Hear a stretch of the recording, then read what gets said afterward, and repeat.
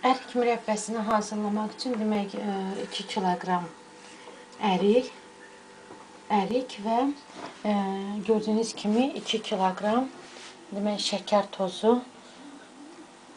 lazımdır.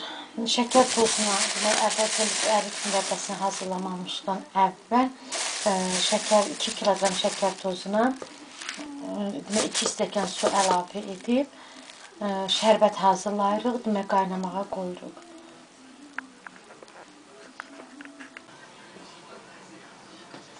Gördüyünüz kimi birdən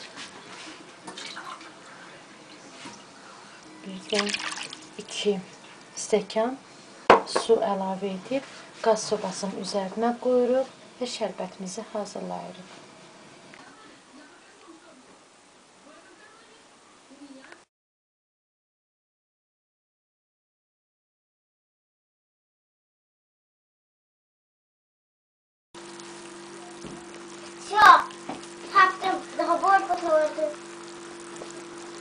Gördüyünüz kimi şərbətimiz qaz sobasının üzərində artıq qaynayır və tumunu ayırdığımız əriyi şərbətin içərisinə əlavə edirik.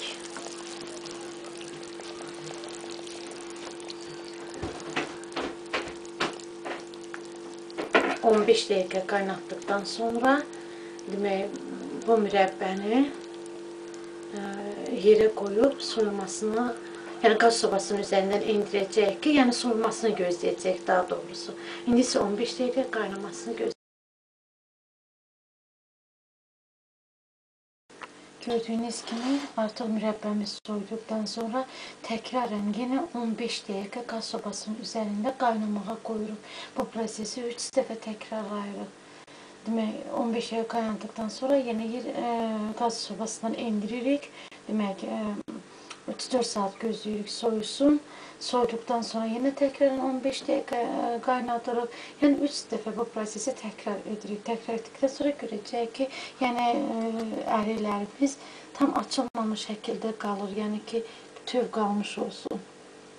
Bəziləri isə çoxları əriyin dənəsini çıxartdıqdan sonra onu sındırıb onun içindəki demək dənəsinin içindəkini bunun içərisinə qoyurlar. Demək olar ki, çox dadlı olur.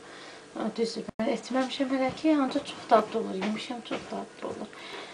Kanalımıza baxın, abunə yazın, bizdən ayrılmayın. Hələlik rəy və təkliflərinizi gözləyirik.